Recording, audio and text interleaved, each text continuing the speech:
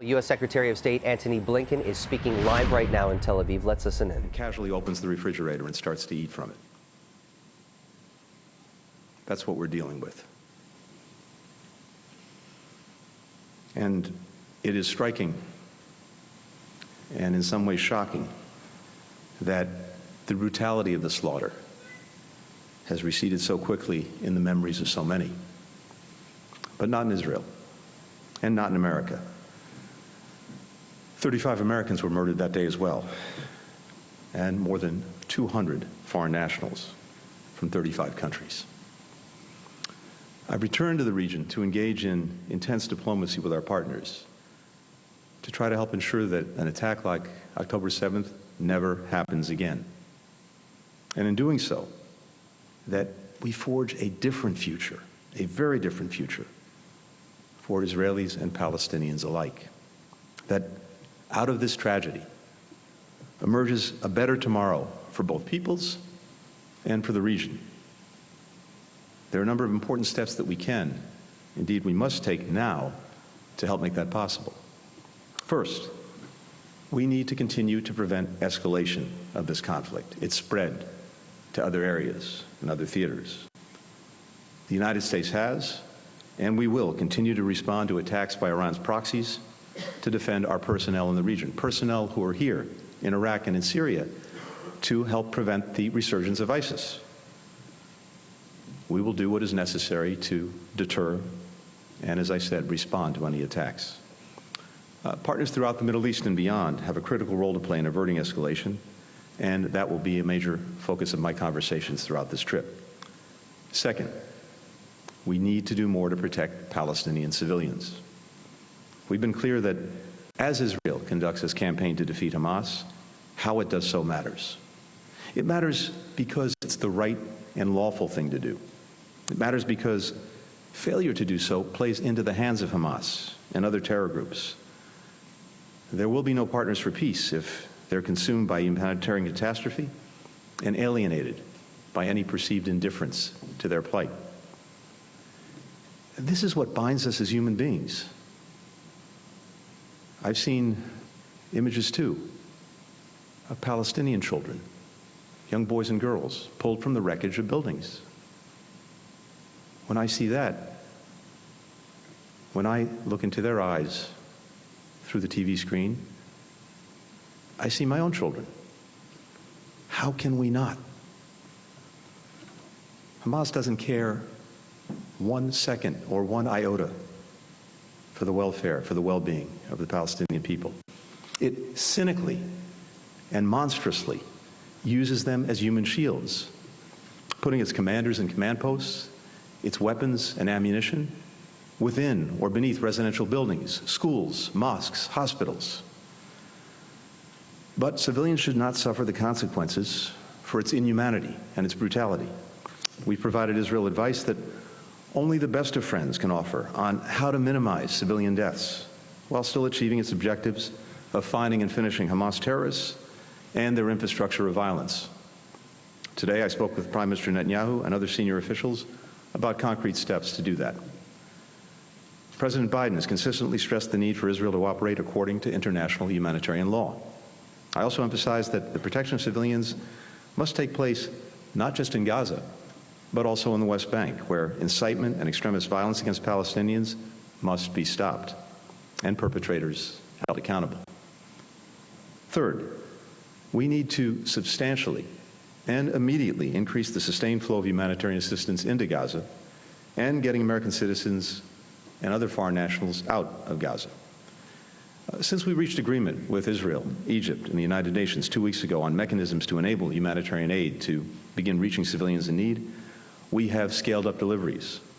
We've gone from 0 to now over 100 trucks going into Gaza through the Rafah crossing every day. But this is still not enough. I spoke to Israeli leaders about tangible steps that can be taken to increase the sustained delivery of food, water, medicine, fuel, and other essential needs, while putting in place measures to prevent diversion by Hamas and other terrorist groups. We've identified mechanisms to enable fuel to reach hospitals and other needs in the south.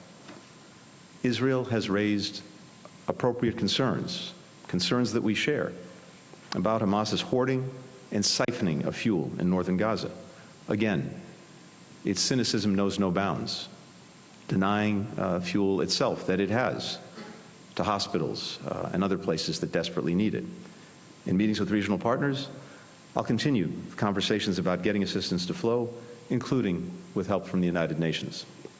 Over the last several days, U.S. citizens, foreign nationals, and critically wounded Palestinian civilians have begun to transit out of Gaza. We expect more to leave over the coming days. Even as these people are able to exit Gaza, we remain relentlessly focused on securing the release of hostages, including American citizens.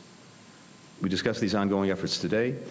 Our Deputy Special Representative for Hostage Affairs, Steve Gillen, who came with me on my first visit a couple of weeks ago, has remained here on the ground to help bring our people home and also to work with their families.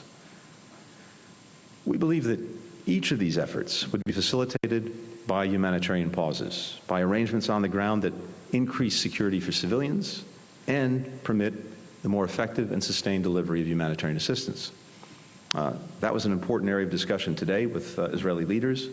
How, when, and where these can be implemented, what work needs to happen, and what understandings must be reached. Now, we recognize this would take time to prepare and coordinate as well with international partners. A number of legitimate questions were raised in our discussions today, including how to use any period of pause to maximize the flow of humanitarian assistance, how to connect a pause to the release of hostages, how to ensure that Hamas doesn't use these pauses or arrangements to its own advantage. These are issues that we need to tackle urgently, and we believe they can be solved. We've agreed to have our teams continue to discuss practical solutions.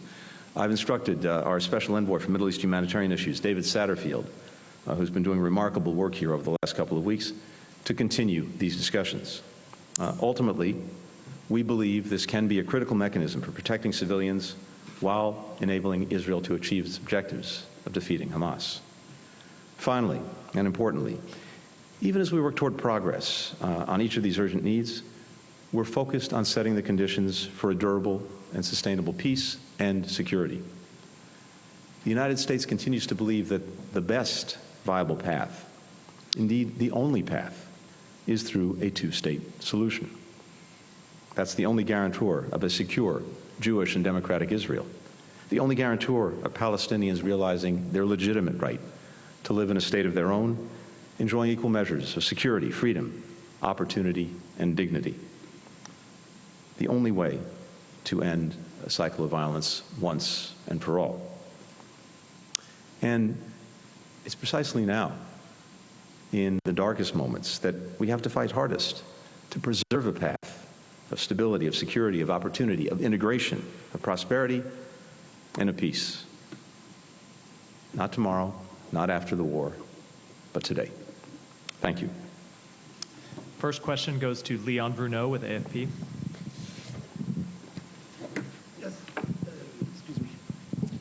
Hi, Léon Bruneau, Agence France Presse. Thank you for doing this, Mr. Secretary. You mentioned it in your opening speech, of course, and yesterday also you said that it was urgent or concrete measures needed to be taken to ease the fate of Palestinians, civilians. What assurances did the Prime Minister Benjamin Netanyahu give you this morning in your talks? And also on the issue of humanitarian pauses that you say you have discussed, and I understand that you said you don't know where, how, and when, but could you give us a little bit more details on what you mean by that exactly? I mean, is it a stop bombings or what have you? Could you give us some details on that? And then last question very quickly.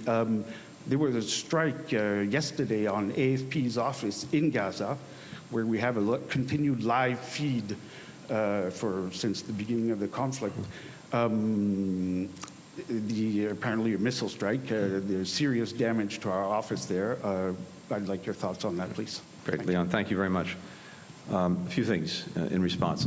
First, when it comes overall to humanitarian assistance, the Israeli government is committed to providing that assistance or enabling that assistance, more accurately, to get to people in Gaza. And as I said, just over the last 2 weeks, We've gone from nothing getting in through the Rafah Gate to now, I think just today, over 100 trucks. And as I said, that's significant progress in the space of a couple of weeks, but it's also insufficient. And there's a recognition not only by us of that fact, but also by the Israeli government, as well as our Egyptian partners, as well as the United Nations. So we are looking at very concrete, practical ways to widen the aperture, to significantly increase the assistance that's getting in, the food, the medicine, the water, fuel, other critical needs for people who, through no fault of their own, are in desperate need. And we had a good conversation about that today. Again, Ambassador Satterfield, who's here, is working on this every single day. But I'm confident, based on the conversations we had, that you'll see a further increase in the assistance that's getting in to people who need it. With regard to humanitarian pauses, again, we see this as a way of further facilitating the ability to get assistance in, to make sure that the resources are in place as well to absorb the assistance coming in, to make sure that it gets to the people who need it. We see it as a way also, and very importantly, of creating a better environment in which hostages can be released. And this is a very important piece. So, as I mentioned already, and I won't repeat it, there are a number of very important practical questions that go along with this that we've agreed to discuss and work on. We've agreed that our teams will continue to talk about this in the days ahead. And from our perspective, this can be a critical way to advance many of the interests that I discussed earlier. I haven't seen the details about the strike, Leon, that you alluded to that hit the AFP office in Gaza. And let me just say and say again that as we stand strongly for Israel's right and obligation to defend itself, we also believe that it's vitally important how Israel does this, including with the highest regard for the protection of civilians. And that, of course, includes journalists who are doing extraordinary work under the most dangerous conditions to tell this story to the world, something that we deeply admire, deeply respect, and we want to make sure that they're protected. The next question goes to Corinne. We've been listening to Betzalel. U.S. Secretary of State Antony Blinken speaking live in Tel Aviv.